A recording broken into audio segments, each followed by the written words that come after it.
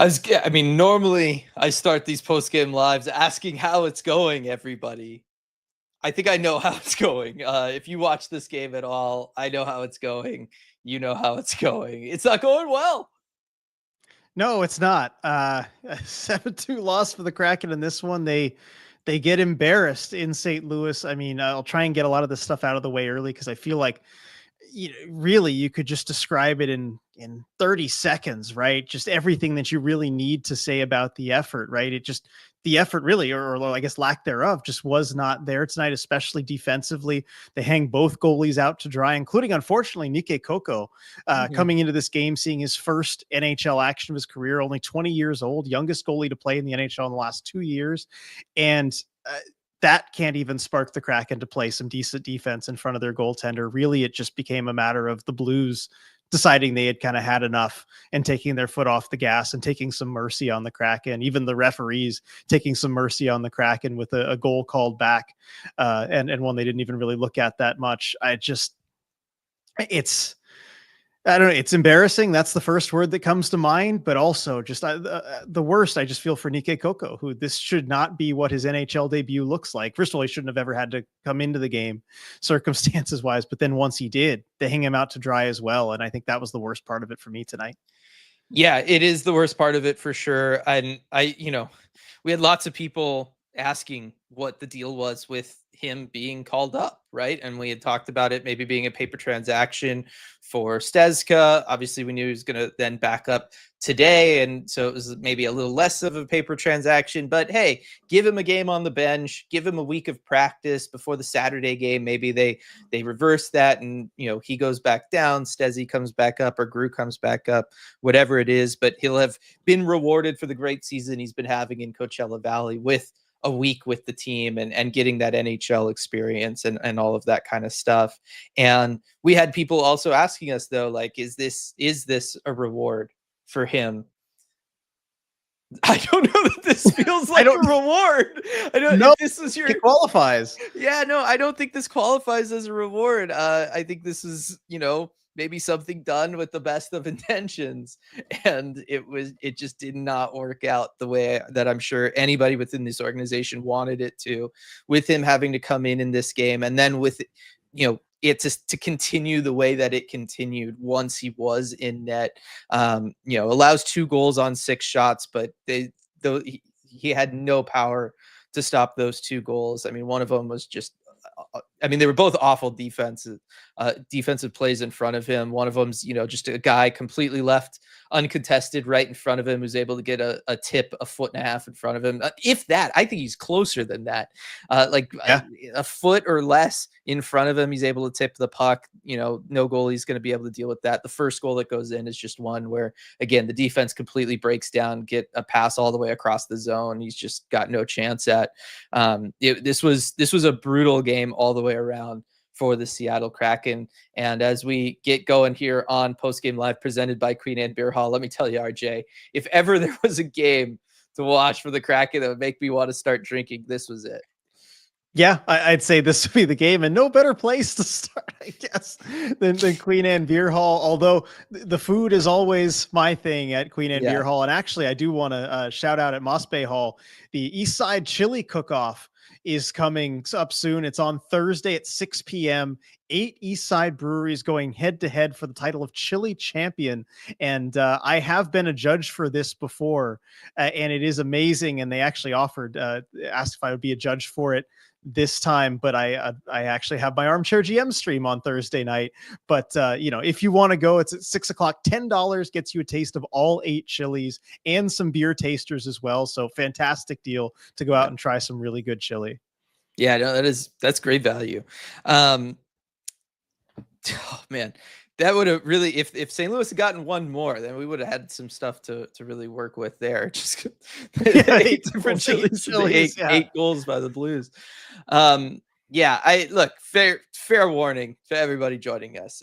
There's not a lot of bright spots to kind of poke at with this one. Like, this one is going to be one that is, I'm not going to say negative, because I feel like we got a lot of that out of our system on the live game commentary, which unfortunate game to pick for all of our patrons there that we all had to watch that together, but at least we were all together. but yeah, there's not going to be a lot of warm fuzzies on this post game, I think, and I just want to throw that out there. Now, Beneath the Waves kicking us off. That was straight up pain. It was, RJ. Like we were talking about it during the game, right? During the live game commentary. This feels like the worst the Kraken have played all year long. Like there's been some stinkers before, but this was a game where it just felt like they actively wanted to be as bad as possible or try as little as possible at times.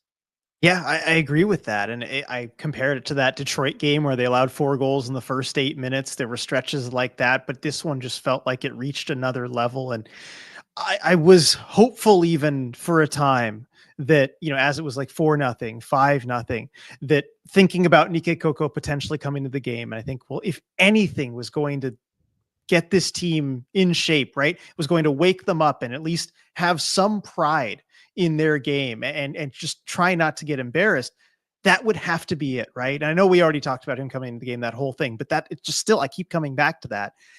And yet it didn't.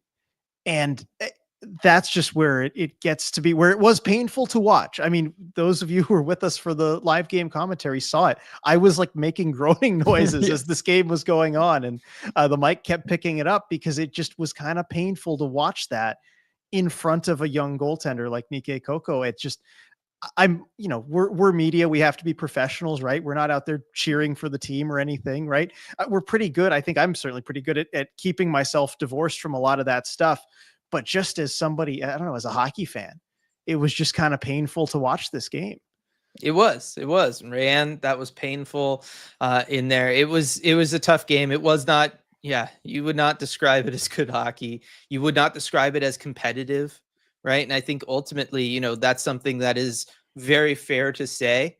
And it's also in some ways the most damaging thing that you can say is just that this was not a competitive hockey game, right? For the best league in the world, that this doesn't cut it. And I don't know that you'd get even pushback from the team on this, just because it's right there. It's what we all just saw.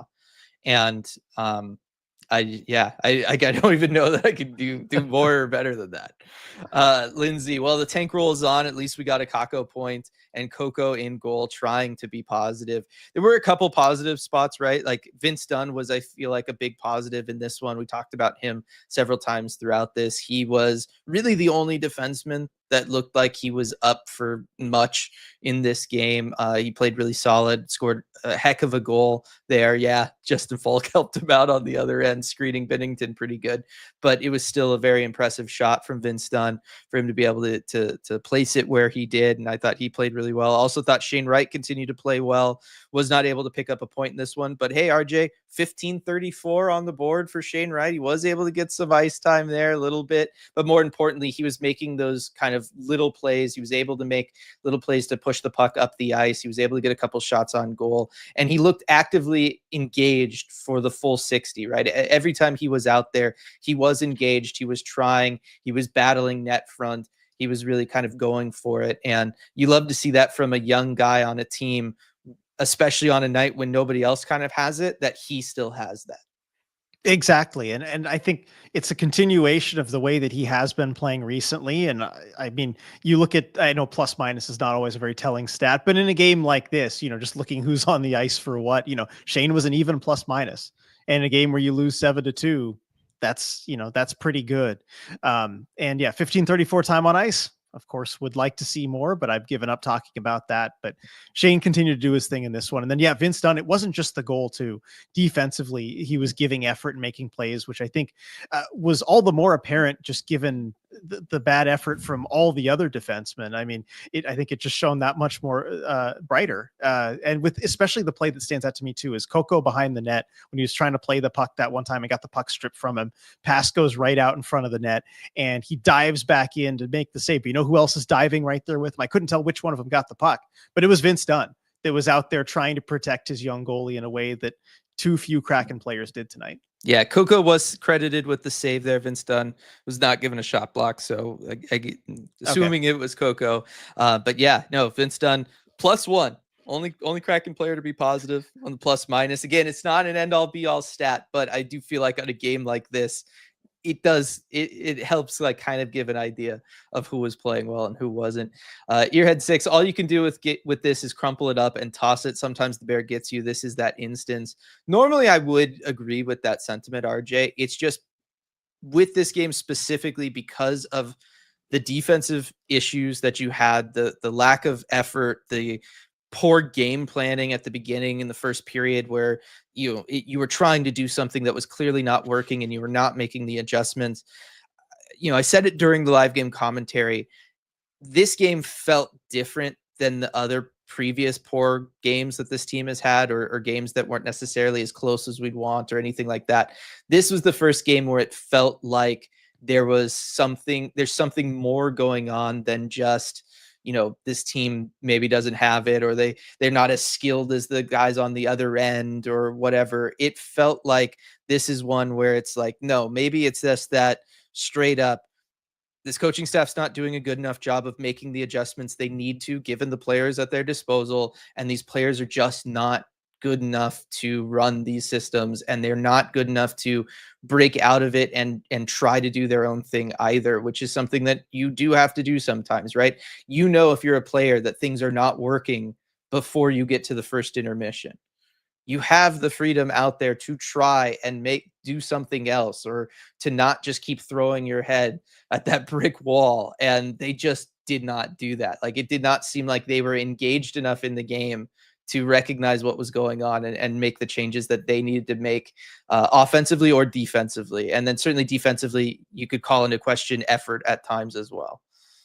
Yeah, you certainly could. And I think that's where the layers stack up, is that, yes, you have a group of players that just clearly is not capable of running the systems they're trying to run. The Blues exposed that in the first period. But then you get to the effort issues. And I think that's where this becomes just a different story than the earlier games where, yeah, this group just isn't talented enough. When you do see long stretches where it looks like they're just phoning it in, especially in situations where, again, with the Coco thing, I keep coming back to it. That should motivate you, and guys will talk about this too, even in a season that, look, they're not making the playoffs. We faced this last season, right? When there was like 15 games to go and you're not making the playoffs, and you got to find things to play for, right? You play for pride, but what did the guys tell us all of last season? You play for the guys in the room with you. You play for your teammates. And when you can't bring yourself to do that, that's when it becomes a next level problem. Yeah. And this is the first time this year that I've felt that way. Yeah. Right? And Jenna saying, the quote, "Not enough compete," says Bilesma. And then, he's speechless. He looks devastated also, just getting the first reactions there from the Bilesma post-game presser. Yeah. That's going to be interesting. Whichever players have to talk after this one, what they have to say is going to be interesting. I know we were speculating the live game commentary. Coco should be one of those players. Just because, makes his NHL debut, you can at least kind of ask about that side of things, and it's not too rough. Speaking of goaltending, we've got a couple comments here. Goalie defender till the day I die. This was not on either of them, and also it was incredibly difficult to watch. And also, Coco didn't deserve that. Decor didn't deserve that. We didn't deserve that. I definitely agree with the sentiments there. And yeah, I don't think anybody could put this game on the goaltender. Like, it's just, yeah. We all saw what happened. Yeah. Carl of Kraken Hockey Network keeps trying to gaslight me about how important these games are for the playoffs. I'm going to lose it. If this game isn't the game that kind of is the wake-up call that they need to change the messaging. I know it's tough when you're in that spot. Like, I know this is not on the people having to say those words, right? Like, exactly. On the broadcast. Like, I want to make that clear. But it is one where it feels like after a game, this is one of those games where it's like everybody can kind of sober up and read the room and maybe make a change on some of that. And maybe that's a silver lining, that I think it allows you to be a little bit more, authentic with the message and realistic about where they actually are. Mm-hmm. Yeah. Terrible Lotus, I know you've talked about this before, but I still don't get how they can have good games where they pass well and dictate at least some of the play, and then they have nights like this. And yeah. We've talked about as puzzling to us as it is to you or to anybody else. Like, yep. It is just tough. It is just tough. And on Joey's 100th Kraken game too. That is, it was an important milestone. It was a nice milestone for Joey there, and fortunately did not go well. And Draybert, welcome to Kraken Hockey. Nikkei Coco, sorry it had to be this way. It is really the welcome to Kraken Hockey, at least for this season. Certainly, he got the experience. He really he got the experience.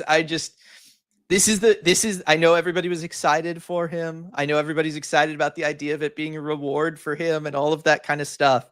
But when we do talk about, and I know I'm going to talk about this tomorrow on the prospect chat on Patreon, when you're talking about developing young players, especially somebody like a young goaltender, if you do envision them being somebody who could be a true franchise player for you, these are the kinds of things, these are the kinds of seasons, these are the kinds of games, locker room atmospheres that you do want to protect them from, right? While you are going through that, the tank or those down seasons that allow you to acquire that young talent, you do want to do your best to insulate that young talent from the culture that has been losing, right? Like, or the team that's been losing, and the culture that kind of then goes along with that is maybe the better way to put it. And I feel like that did not happen with Nikkei Coco here. And I don't even know that I want him for the practices this week per se. Yeah, I don't know. Yeah, I mean, I think for waivers reasons, you kind of want to do. Okay, what's 2 extra days on the rest? So what, you have to waive Stezka? I don't know. I know, and it's just, but I think, you know what? Actually, yeah, Coco's development, whatever's right for him mentally, and again, I don't know what that is. The team knows his mind state after this game a lot better than I would. But whatever's right for him, that has to take priority over potentially even losing Stezka on waivers. Whatever, that doesn't matter in the grand scheme of things. Nikkei Coco's development matters. Right. And let's be real, you're not losing Stezka on waivers in late March, early April, or whenever it's going to have to be. Like, it's just not going to happen. So I'm with you there. Also, you could potentially just not have to waive Stezka again if you just leave Grubauer down there. Yeah. Right. And then it's just not even a worry. Wait, what are you getting at? If you just call Grubauer back up, you're saying? No, I'm saying, well, you could do that, but I'm saying, like, if you just called up Stezka and left him on the NHL roster the rest of the way, then you don't have to worry about waiving. Don't send him down for the playoffs. Yeah. Why you not? Just don't even have to deal with the waiver. Like, there's other ways. Kind of sucks for Stezka, but like, that's fine. Yeah, but there's other ways around this. And Nikkei Coco needs to be the priority in all of this for sure. For sure. Shane, in the off season for a pod, could you rank the top 10 seasons from a Kraken player? I know it's a short history, but would be fun to see how you rank them. Joey's performance this season has me curious. That is a very interesting off season kind of podcast idea there, Shane. That is fun. And yeah, I think there would be it'd be a lot of goalies actually on that list. And Joey a couple times, I think. You think so? Yeah. Oh, wait, you say, was it best seasons by a Kraken player? Yeah. I mean, you got Joey the last 2 years. You got Joey the last Kraken goalie has played well over the course of a season. Yeah, maybe not. Maybe not. It was more a poke at the rest of the lineup, not me. Okay. Well, yeah. But not many players having great stuff. DDB, the consistency issue is just baffling. They regress so hard, so quickly, and it just comes out of nowhere, and it just smacks you, and it's just so wild. And I know it's got to be that way for them, and you know that's what's happening to like Dan Bylsma right now, right? Like that, whatever face he's got during that post-game presser, that's what it is, where it's just like every time you think you've got things moving in the right direction, something like this happens. Yeah, exactly. And I've got the presser up just watching for the body language. I can't even, I can't see what he's saying, but he does look baffled. I guess that is the word I would use to describe the face that he's making. Yeah. He just shook his head. He's like, yeah, no, it is tough. Do you guys really think Coco is ready for the NHL? I get this wasn't his fault, but I was really surprised that they called him up from Jenna. I mean, we were a little surprised that he got called up too. Like, that's why we were thinking this was more of a paper transaction. You can reward him by letting him back up Joey in this game. You're not really thinking that it's going to go down this way. And then he goes back down later this week. You give him like a week of practice up here. Is he physically ready for the NHL? Yeah, he probably is. Is he, playing really well at the AHL level in his first season in North America? Yes, he is. it's hard for us to know from the outside his mental makeup stuff and where he's at as far as being able to shake off days like this.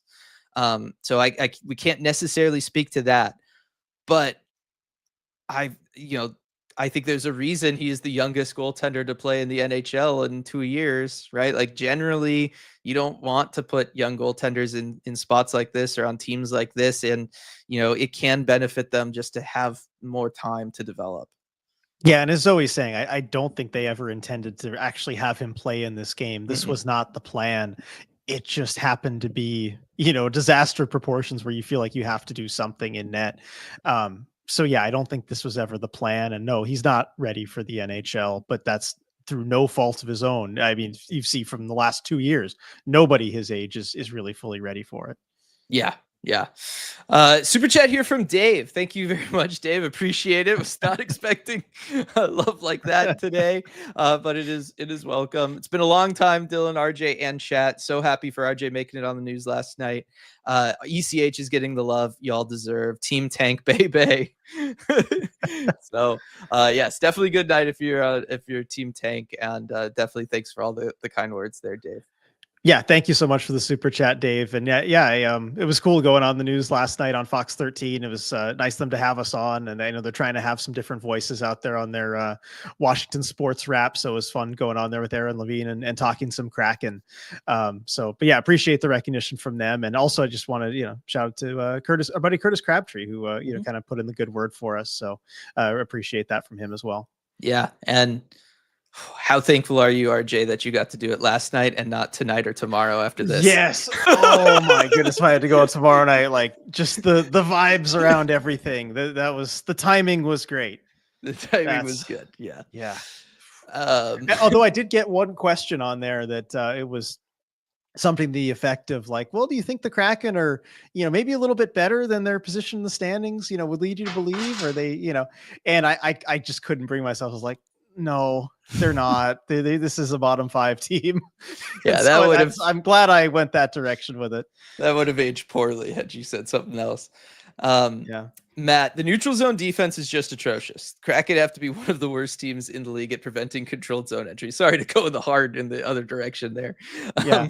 with the comment there, but yeah, I mean, there's the transition. The transitional defense has been tough.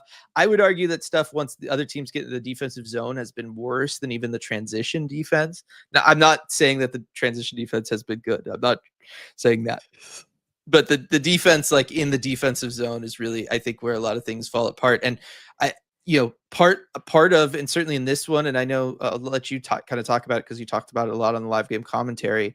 A lot of why the Blues, particularly tonight, were able to transition so aggressively against the Kraken was because the Kraken were just turning the puck over to them in the neutral zone like crazy. Yeah, they were feeding the Blues transition just so much. They were not taking care of the puck at all, and they were having 3 forwards, up. We talked about this too on the live commentary, where the Kraken were trying to do these stretch passes, and just the forwards were flying the zone every single time, trying to look for something really aggressive, and then they would inevitably turn the puck over because they aren't playing connected. And when that happens, the Blues come back in numbers, and so I mean, at the very least, they get a free zone entry. Didn't often result in too dangerous of a rush chance, but then they set up, they forecheck in the zone for long stretches of time. And just, it all starts with taking care of the puck when you have it. That's something that Dan's talked about so often this season, something he's preached this group over and over again. It just hasn't really sunk in at any point. Yeah, I mean, so much. It's not like the coaching staff hasn't identified that as something to improve upon and focus on. I know. There's just so many things about this that, it feels like I'm just repeating talking points, and they just have found like a new low for me to bring them up or whatever, right? Like it's so frustrating because whether it is the defense, whether it is the offense, it's them trying to get the transition game going or anything like that. The bottom line is I understand what the coaching staff is wanting to do. I even agree with, in theory, what the coaching staff wants to do. But it's so obvious that it's not working with this group of players. It is not working in practice. It has not been working in practice. At some point, you have to change it up.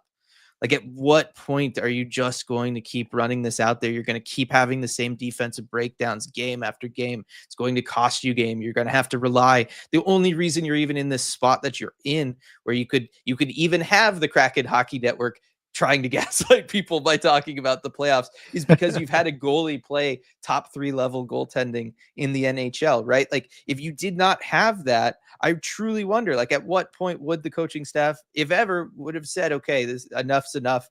Let's just go simple. We'll ride out the rest of the season, and then things get figured out over the off season, right? We make the personnel changes to make the system work, or we go back to the drawing boards with our systems and we, tailor it more towards the roster that we have. It's at the point where I am beyond just like saying like, okay, I'm cutting the coaching staff slack for, I think they're choosing to do the right thing, but they need to start making adjustments too. At some point, we've reached the definition of insanity where you're just trying to do the same thing over and over again, despite the results. And this game was the one for me where I've definitely kind of turned. Yeah, I'm with you there, Dylan. And yeah, I think that's a good point, pointing out the elite goaltending they've had from Joey Daccord. It's masked a lot of deficiencies. And without that, I think, they're in a position where they might have only 1-2 wins, in this calendar year, just given the wins that they have had and how much they've relied heavily on getting that goaltending. This is really, it's a bottom 3 team that's been kept afloat by some excellent goaltending. Yeah. El Bellows here, typically trying to follow along with the game while in meetings. I'm torn between wanting to go back and see Coco and wanting to pretend this game never happened. I will say, if you go back to watch Coco, El Bell, just know that the team in front of him doesn't look great. They leave him out to dry a couple times, but there are a couple highlights for him. Like, he does do a good job of kind of fighting off some pucks sometimes that he can't totally see because of the traffic in front of him. And there are a couple times where he gets a little physical, right? He kind of goes out there, fun. he takes a shot at somebody at one point and stuff. So like there was a couple of moments like that I do think are worth watching for Nikkei Coco. Just really prepare yourself. If you are for the 2 goals against, really just prepare yourself for those. Those are he has tough. No chance. Yeah, those are tough. Matthew, did a single player have a good game today? It felt like everyone was worse than asleep. Vince Dunn, Shane Wright, yeah, Brandon Tanev. I feel like he can get thrown in there. He was all right. Yeah, I think so. I'm looking at the Kraken game score graphic here to see if I can find the player game score. But I believe there were like 3 or 4 players that were in the positive. Yeah, if I recall correctly. Okay. So okay, and Dunn was one of them. Yeah. We did have that question on the live game commentary. Could there be a hockey stat card where nobody was in the positive? Yeah. So Dunn, Kakko, Tanev, and Schwartz, it looks like he has more positive than negative. Those were the 4. Okay. Actually, in Burakovsky, he had like no impact either way, it says, but slightly more positive than negative. Don't know that I totally agree with that. That one was a head scratcher, yeah, but he wasn't. He is his plus minus is 0 in this one. Okay, maybe he did so little that 1 shot, 1 block, 1 giveaway. How much ice time did he have? Now I'm curious. 14, 18. Okay, so 4th least on the team. Yeah. All right. Well. Sure. Heather, that same goal that they scored first on Coco is one they have let through on Joey and Gru so many times. At this point, any team that watches tape knows it's a major weakness. Yeah, this just coming in, RJ, if you are able to get, attack with speed on the Kraken, you're going to be able to get those kind of cross-ice passes. Yep, they're there all day, and there's not that much a goalie can do about it, really. Any goalie, Grubauer, Daccord, Coco, it would all turn out the same way. Yeah, unfortunately. Andrew with the super chat, really appreciate it. Andrew, much love to you for covering this no matter what. That is the commitment that we have made to you all. It sure is. For each and every one of these Kraken games, ever since that first game in Vegas. Yeah, it's what we do. But, again, like if you guys weren't here, it wouldn't work. We couldn't do it. But we appreciate all of you being here with us. It helps us. It really does. To talk through it all with you. Yep. And then another one here from Chuck. Hey, here's a bright spot. Shane got 15:34 time on ice tonight, 7th highest for him this season. Also, the score allowed for Dan to throw Eberle onto different lines. It looked like that is something that we talked about happening late on this one. Was it did feel like, yeah, just go ahead. That third period, let Jordan Eberle go up there. And Jordan Eberle actually ended up with 17:06 in this one, which is a lot more than we would have thought he would have coming into it. Yeah, I like that. And also just the fact that he was okay with that and kind of being ramped up a little bit. This gave a good kind of consequence-free setting that you could put him on different lines and let him get used to things again. So I think good job on the coaching staff, just putting him in those spots and getting something out of the end of this game. But thank you for the super chat, Chuck. Also loved what you sent us on the goalie games played stuff. I don't know if you saw that, Dylan, but kind of where that sweet spot is on just how many games to start your starting goalie. That's all really interesting research there. Yeah, I have not done the math on where the Kraken are at. Have you? Oh yeah, percentage wise for Joey. Yeah, I have not done the math yet. That's what I need to do next to see how much playoff success they'll end up having this year. You got to do the math. I know, but yeah, no, it was good. And then I know, we've talked the Shane Wright ice time thing to death. I do want to know from you though, like, do you have a number in mind for Shane? Like, ignoring what this game actually was, is 15:30 enough for you? Is that more reasonable than what it has been? Or is it ignoring what this game actually was? Because I think that is important context. Well, but is it if the argument is we just want him to have more ice time to grow and develop down the stretch, given that all of these games are more or less not meaningful for the team? Yeah, although I think again some games are okay. Obviously, it's going to fluctuate. For me. No, it's not enough. Okay, no, it's not. Yeah. So that's what I want to know. 17 minutes is maybe what I was thinking. Because I think there are games with the category of games where you're either in like a close competitive game and you want to just reward whoever's playing well or whatever, or B, there's the opponent has like superstars or someone that you actually would legit want to shelter him from. Those ones I feel like it's more acceptable to play him less, and that's okay, whatever, I get it. This game had neither of those, and so that's why I think it's important context where you want more out of this game because it had neither of those factors. Yeah, I know, but that's ignoring the question that was given, RJ, where I very specifically said to ignore. Okay, all right. No, I know. I'm just teasing because I'm trying to find fun in any of this. Yeah. Jen asking, they should have left Joey in then. Did they think the goalie switch was going to make things better? We were playing horrible. I do think that is what Dan was thinking by making that switch. And look, I called for it. After it was 4-0, we both agreed, don't make the change, right? The team is playing bad. Do not subject Coco to this. Once it was 5-0, though, I was like, wow, okay, I think you're risking now doing damage to the overall group. So maybe you do make that change and see if it wakes guys up. That did not happen. I think you've done now just damage to Coco and the group, but it was at least worth it was something, and that's better. Sometimes I would rather see something, even if it doesn't work, than nothing. Yeah, and I was conflicted on this, and certainly at the time I was very conflicted because in theory it should make things better when you make that goalie switch and you give the player something to play for.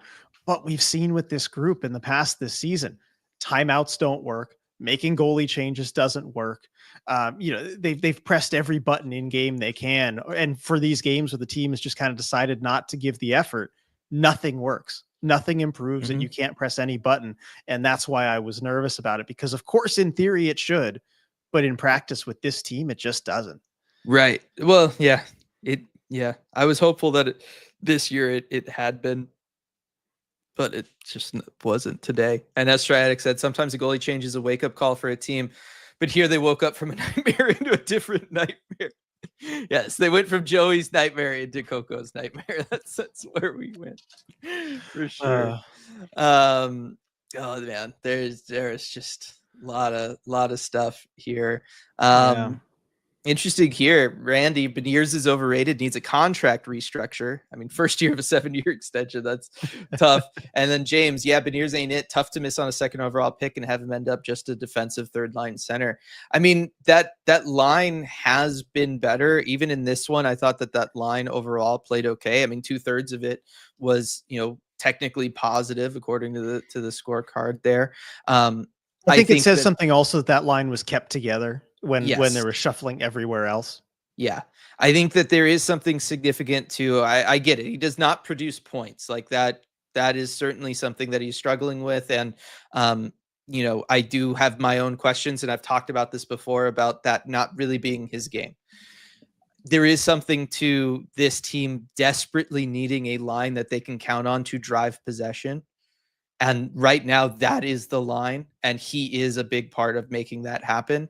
And all teams need that. But like, I really shudder to think where this team would be if that line was not playing the way that it's been playing, RJ, and was not doing the things that it was doing, because I think what we would have is a lot more like nights like tonight, where instead of talking about this as being one of the more outlier bad games for the team, this would feel a lot more regular.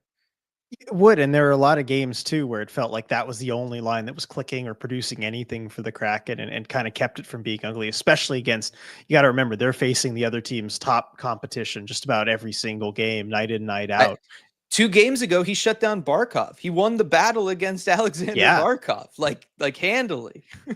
Yeah, and and of course, you point to them this game and just the inconsistency, but that's everywhere with the team. But yeah, he and that line have been doing a lot, especially of late since they've been put together. They've been the closest thing to a true top line the Kraken, may have ever had. Yeah. So, we'll just point that out there. I'm with you on the point production not being there, though. Like I do understand that. I don't want to dismiss it, but I do think they make up for it in other ways, or at least try to. JTB Hockey with the super chat here. Appreciate it. Bad loss, but still love our Kraken community. To make things fun, do we live in a world, RJ? Because this is very much a question more geared towards you, where Seattle could make a run for either Rantanen, Kreider, or Zegras in the offseason, theoretically. Okay, theoretically, here's the thing. I don't want to spoil the fun, but Rantanen, I mean, I don't see why you couldn't at least make a run for him. Whether you sign in Seattle or not, they are going to have the flexibility because the cap's going up so much and you can move guys and whatever. Like, they will have the flexibility. They could offer him 13, 14, whatever number he wants. You could make that work if you just move some things around. So they're able to do that. Ownership is willing to spend that kind of money. They've shown that in the past. So that one, seems theoretically possible that they could make a run at him. Kreider, I mean, you could. I don't think he fits in age-wise with this group. I mean, he's 33. I think he'll be 34 by the start of next season. Probably isn't what you're looking at, just given the window for this team. And then Trevor Zegras, I mean, yeah, that seems very doable if the Kraken want to do it. The Ducks probably should be looking to move him fairly soon, and I doubt he would cost that much. Yeah. I was gonna say, how many years are left on his contract? Like, that would be. Is it like 1 or 2? Yeah, just next year at 5.75. So yeah, so that's very doable if the Kraken decide they want to do that. Yeah, that would be an interesting conversation to have at a different time, probably too, because I wonder about him as a reclamation project, as a pure winger, right? Playing with somebody like a Shane Wright. Yeah. How do you think he'd fit with the Shane? That's a longer conversation to have. I know, but like it's intriguing enough that if you can kind of get him for relatively cheap, I would try it. I think I think Shane is proving to us kind of nightly right now that he is ready to be pushed again offensively, and that he wants to play creatively, and he's ready to take that next step in his own development, and he needs a running mate capable of doing that with him. And I think that McCann is sort of that guy, in the sense that McCann can like finish things off, or he can bail him out. He can take over on the defensive side, open up Shane more. But I do feel like on at least one of his wings, Shane needs somebody who has the ability to create and think on that kind of higher level, that higher plane in the offensive zone. And you could argue that's literally the only thing Trevor Zegras is capable of doing out there on the ice, is just trying to think creatively. Not doesn't contribute in too many other areas, but that is something that he excels at. Edward with the super chat here, and this is an all-timer from Edward.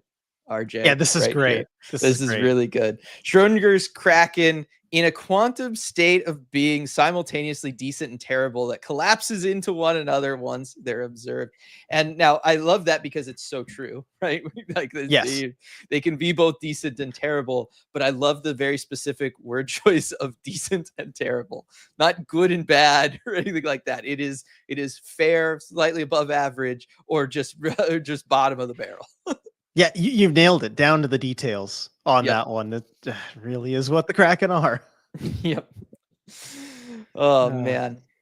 I got to skip down a little bit in the chat because there's just been a lot, and appreciate everybody being engaged with us here after this one. Um, let's see here, David. This kind of game shows you that there are problems on all level, coach, GM, and players, or maybe it's just one of those games. In which case, okay, but there's been a lot of those games. Yeah, no, I think this is one where uh, you have to take note if you're a decision maker within this organization. You have to take note of a game like this, and you have to not just take note of the game itself, but you have to start looking at everybody's responses to it and the responses that they're going to have for the next week. I think I feel like that's where you're at. right. And I think, in the long-term sense, maybe you can find some good out of this, right? Because I think it might help games like this kind of, I think, help dispel the illusion or anybody trying to sell themselves on the idea that this core, this team as it is built is, just got unlucky or is fine if you go with something like this next year if you're trying to make the playoffs, right? I think this helps, kind of put you in a more realistic mindset. And also times like this, games like this really help you figure out who you want to be around next year and who you don't. Definitely, definitely. Now, do you mind reading the super chat that just came in? Because Yeah. I'm on a Yep. couple comments I want to hit Yep. after. No. Good idea. So super chat here from Elizabeth. Thank you so much, Elizabeth. I hate this for Dan and Jess. They were doing so well in CV. Dan looked demoralized tonight. I wonder what this season looks like with a few different skaters. Regardless, grateful for ECH. So, I mean, first of all, just thank you, Elizabeth. We're grateful for you. And yeah, for Dan and Jess, this is really rough. And we've talked about it in terms of the coaching staff. And I think we both agree, really, it's primarily the players. The coaching staff isn't blameless. There's always some things they could do better. But this group of players, I don't know that any coaching staff is getting a playoff worthy performance out of this group that, again, just doesn't respond to any of the buttons that you can press or the things that should be motivating for any normal group of hockey players. I don't blame Dan for looking demoralized after this one. No, and I feel bad for both of them on like a personal level. Jess, because this being your first, NHL job, this has got to suck, right? Like that's just got to be really tough. You work really hard to finally get to the NHL level, right? And that's not even taking into the fact that she has been a trailblazer and has, had to go through all of that as well. Just being somebody where this is your first time at the NHL level, this has been an exceptionally grueling experience, I have to imagine, to be a part of and to have to shoulder some blame for and all of that kind of stuff, just as a member of the coaching staff. So I feel bad for Jess on that level, just the way I would for anybody in that spot. I feel really bad for Dan because this is very well potentially Dan's last shot at being an NHL head coach. And, while he is not blameless, I do feel like he deserved better. Yeah, and you could tell at the intro presser when he was hired just how much that meant to him. Remember, we weren't sure if he'd want to take the job or not, but I think ultimately just the chance to coach the NHL level was something he couldn't say no to and something that really meant a lot to him.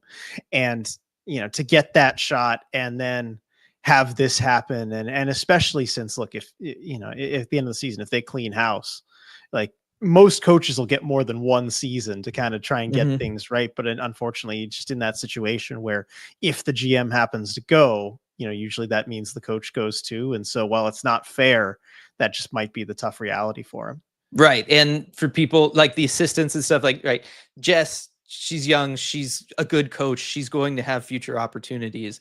Dan, it does feel like he was grateful for this opportunity, and it was a chance for him to prove that it wasn't just that he was a part of those Penguins teams, right? That had a great group, and anybody could have coached them, right? Because like that's got to be something that's followed him since the disastrous run he had with Buffalo. And then to walk in and have this year with the Kraken, I got to think if it was me personally, that would be something that would really, really, bug me. And that would be something that I would be thinking about. And it's something that I would not want others to think of me in that light. And unfortunately, it's just the way this year has gone. And so I just really feel bad for him there, because I do think he's a better coach than this year has been, and those years in Buffalo, where I think it was kind of the reverse of the Penguins situation, where like, go back and look at those Buffalo teams, right? Like, nobody's going to make that situation work because the organization was just such a mess. And no one has since. They've yet Right. to make the playoffs. Right. So, yeah. Striatic, I'm a bit surprised no Kraken player picked a fight in that game. Not that I want to encourage that sort of thing, but the lack of physical manifestation of frustration was a bit surprising. I am surprised that maybe we didn't see something from Vince Dunn or somebody like that, RJ. I do wonder if Ty Cartier was in the lineup, if maybe we would have seen something, or a John Hayden. I'm with Striatic in the sense that, like, yeah, I'm a little surprised we didn't see it. And then I remember that we're talking about this Kraken group, and then I go, I'm not surprised. Yeah, I'm not surprised either. And, everyone pretty much to a man, aside from maybe Vince Dunn, was just disengaged in this one. And so why would you be physically engaged? But I do think I would like to see Ty Cartier in the lineup next game. Somebody needs to come out. Because that's the thing, right? Like, we were talking about, wow, the Kraken need to find a way to slow this game down. Guess what? Neither of us are like big on the whole fighting thing and all of that kind of stuff, but it is a tool that is available to you in this sport uniquely, that you can go out there and you can try to do something like that to get your team more involved, to motivate them, to give them a second to wake up and get going. And just like with the team maybe not calling timeouts the way that we want them to, or as often as we'd like them to, or with the goalie change being an attempt to wake up the group, I do think that, again, it says something about this group of players that there is not anybody on the, that was dressed tonight that probably even had that thought that, like, hey, guess what? We're all playing, we're playing really bad tonight. Let me try to do something to get my guys going. Yeah. And I think Andrew pointing out too, if Yanni was in the lineup, he would have. I think he's one of those guys that probably would have.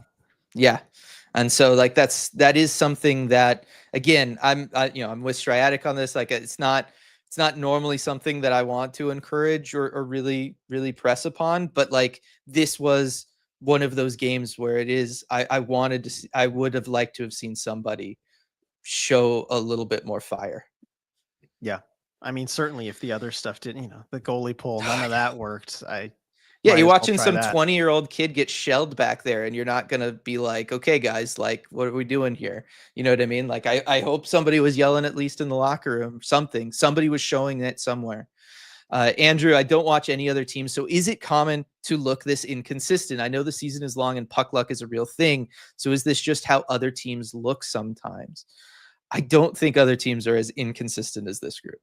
No, this is exceptionally inconsistent, and we've followed hockey for a long time, right? I over 20 years, and I haven't seen a team look this inconsistent before. Mm-hmm. I mean, just of the ones that I've watched, over the course of a whole season. So I guess that's San Jose Sharks from the first lockout onward, and then Kraken since their first season, and none of those teams were anywhere near this inconsistent. No, I was gonna say I don't feel like I've ever been or seen a team this inconsistent, or I guess if I have, what kind of teams they were. It was like the Oilers of the early 2010s. Yeah, right. And like Striatic, and it makes more sense there, like, too, because it's those kinds of teams. Yeah, because you've got those young star players or whatever who will make mistakes and whatever, but the talent is clearly there and all that. Yeah, this isn't that.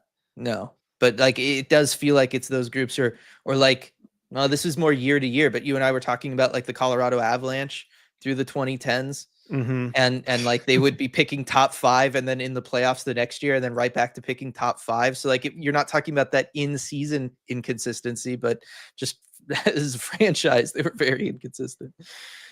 Yeah, but yeah, it's a tough one. Chuck, I can't see how Money Puck pegs that as 2.239 expected goals for the Blues. It felt more like 5. Yes, I might have cherry picked this a little bit, RJ. But this is my issue with public expected goal models is that I don't feel like it always takes into account the defense that's being played, right? Like I think too much of it is just based off of shot choice and shot where on the ice the shot was taken from. I think a lot of other stuff kind of doesn't get taken into account as much as it really matters. And I feel like this is one of those games where how are you supposed to put into the system, RJ, that the Kraken were this bad defensively, right? Like it's hard to quantify. There's only so much that can account for. I mean, you look at the first goal scored on Coco, that pass right across that no goalie would ever have any chance on, and I think it registered as like 0.1 expected goals, at the most. And so it just doesn't really fully capture everything. Yeah. It is just tough. Stratic, it's funny in a depressing way how much they are determined to shelter Shane compared to how much they were willing to expose Coco. I did need a laugh when that gave it to me. Yeah. Also, real quick, I just happened to stumble upon the Blues game score card. Yeah. On the other side of this one, every single player was in the positive. I don't think I've seen that before. That feels harder to do. Yeah, to get everyone on the positive than everyone on the negative. Yeah. Yeah.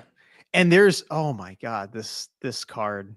I won't like linger on it, but it's just, there are so many guys that had zero, because you know how it shows like positive and negative and it'll like weigh it. There are so many guys that had 0 negative in their score or very close to it here. I'm pulling it up right now. I believe it though. Yeah. All right. Just look at this. Wow. I don't think I've seen a game scorecard like that before. That being said, if you asked me like seriously who coached that team, Jim Montgomery would be the first, at lowest second person, I would say. Yeah, totally. I mean, great coaching from Montgomery. Again, I want to believe that narrative. He's got the group playing better and they're going to go on a run and everything. I talked about it on Red Glare like a couple months ago when they hired him. I really thought they were going to get it together.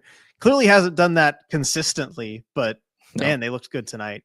Like the Kraken looked really bad. We talked about that plenty. The Blues also looked really good. They looked connected. They were passing the puck well. They were doing a good job. Yeah. On Onslaught, so the center is supposed to drop into the defenseman's spot while the defenseman pressures the carrier along the wall and in the corner, right? Our center seems so slow at realizing they need to cover. No, actually. So it's in the defensive zone system that the Kraken are running.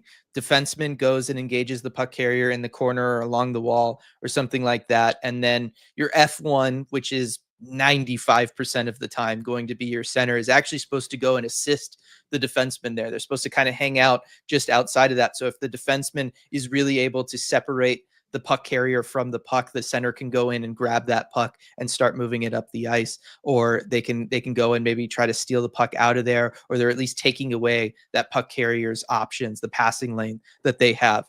The person who's supposed to go and cover for that defenseman who is now missing, who's supposed to cover the middle of the ice, is actually supposed to be one of your wingers. It's supposed to be the weak side winger. So weak side winger is whichever side of the ice the play is happening on, wherever the puck is. If it's on the left side, it means your right side winger is going to be on the weak side as your weak side winger. He's supposed to come over and kind of help cover the middle of the ice there with the other defenseman. And that has been a massive breakdown. And that has been something that the Kraken have not have. And they just honestly don't have that many wingers that I would describe as defensive or think about as being overly defensively responsible, which, hindsight 2020, I like that Dan was going with the zone defensive approach. I think it's if you can pull it off, it is the best defensive system that you can run. But yes, looking back, looking at the roster that this has, I just don't think you have the horses to pull it off. Yeah, agreed. I mean, that's the thing. So many layers if they just don't have the players to run what they're trying to run. Because I mean, you've got Jared McCann can do it as a winger. Capo Caco can certainly do it as a winger. Outside of that, I don't know who else I'm looking at, and I'm like, wow, they're a really good defensive winger, and I think of them as such. Yeah, Schwartz has his moments. Maybe, yeah.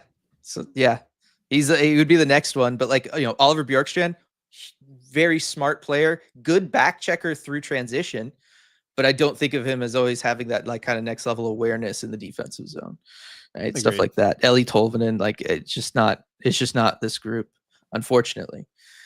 And I think that that's made a big difference for a lot of stuff here. I'm going to go down to the bottom of chat, so feel free to throw stuff in. Those who are still here, anything like that. Looking ahead to the week, though, RJ, as we kind of do wrap things up here. I mean, it's practice on Thursday is going to be super interesting. I know you and I are both planning on being there for sure now. It's going to be very interesting to see, what they work on, how they work on it, what the overall tone with this team is going to be after this. Yeah, definitely. I mean, we've seen them coming off of tough losses and kind of shaking it off at practice, and they're having a fun time or whatever. I do wonder if the tone feels any different after a game like this, where it did kind of verge into embarrassing territory, and especially because they have 2 days of practice in a row. I believe Thursday and Friday that they're supposed to practice. So I wonder kind of how they divvy up the different things to work on, because I think if you're Dan, you probably want to view those 2 practices as, kind of one block basically. And you go, okay, what do we want to get out of these 2 practices total before we get into the next game situation? So yeah, it'll be interesting to just see what the tone is. I don't know what to expect. Yeah, I don't either. It's going to be a really, really interesting one to kind of see and things. And I'm interested to go and look at, who did the pressers and stuff and see what's in the Dropbox after this. It looks like Zoe's it was saying Montour and McCann. Montour and Interesting. McCann, and then Bilesma. Yeah. Poor Jared McCann. It's always Jared McCann after these games. Yeah, it's rough on those, but like I think he does a good job with it. He gives good answers and all that. And you know what, we did mention like at the end of the commentary, we're like, oh, maybe Coco because it's his first game. But you know what, you can't talk to him after this. I thought about that too. Yeah. Yeah. Probably. Yeah. Fusion makes Kraken making my go Ryan Suter post positive game score this season is over. That is pretty damning right there. Yeah, this version of Ryan Suter. Yeah. Yeah. Let's see. And then here's one for you from Matthew. Do you think Yanni Tanev for Nick Robertson makes sense? I don't know if he's washed or not after this season, but if he ever reaches his expectations, he could be a good goal scorer for us. I think you'd want more back. I mean, certainly for Yanni, you'd want more of a return back, but I mean, as part of it, I wouldn't mind them taking a flyer on him, but I don't know that the real high end, potential is there. He's one of those guys that I think, it can be difficult sometimes. Like, maybe Daniel Sprong is in that category as well, where, he kind of plays a top 6 skill based game, but is he really good enough to get in your top 6 and produce the way that you'd want someone to? And I think that's kind of been the issue with him, really, is that he's playing 10, 11, 12. He's playing, minutes a night. He's kind of playing 4th line minutes, but just can't earn a spot in the top 6, despite having the top 6 skill set. I think Kyler Yamamoto is another guy that kind of falls into that category as well. I was going to say, like, imagine for all of these kinds of guys, right? Imagine working your whole life to get to that spot, right? Especially because they're all, some of them are smaller guys, all of that stuff. And it's like, you're doing the thing that is, the goal, which is scoring, and you're doing the thing that's considered like the hardest thing or whatever, the thing that you can't teach. And then you're just like, but you're just barely not good enough. And then you just exist in this weird purgatory where you're either like the best AHLer or you're like struggling to get into that lineup.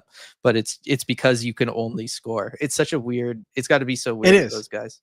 It is. Yeah, and growing up your whole life, you basically in every league and all the NHLers, you've always been the best player. Yeah. And everywhere you played or one of the best, and then you're just kind of in this weird area. I don't know. Yeah. And I do also understand where Fusion Mix is coming from here with just no more small forwards, please. Like there is. Yeah, they don't. Yeah. Agreed. Yeah. I think we're all on board with that. And then Olivia asking, after a game like tonight, why are none of the alternate captains doing media?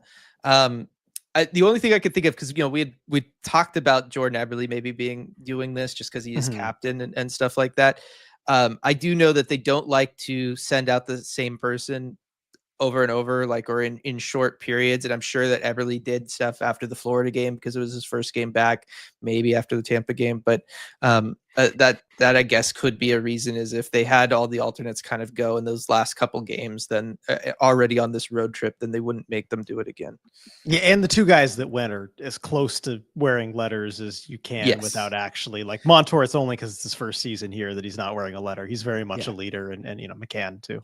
Yeah. And Zoe saying Ebbs did something with Piper, so he talked to Piper. So yeah, okay, that makes sense then. There we go. Yeah. All right. I think that's going to do it for this post game live. We made it, everybody. We made it. We did it. This post game live presented by Queen Anne Beer Hall. Again, Thursday, you can go check out at their Moss Bay Hall location. That's the chili cook off. Or is it chili tasting? Like, what's it? Is it a cook off? Is it called? I think it's a cook off. I think it's a Okay. chili cook off. Yeah. Yeah. So go check that out, everybody. I appreciate all of you for joining us this evening after this one. Appreciate all the super chats from everybody that gave them, and we will see you all next time.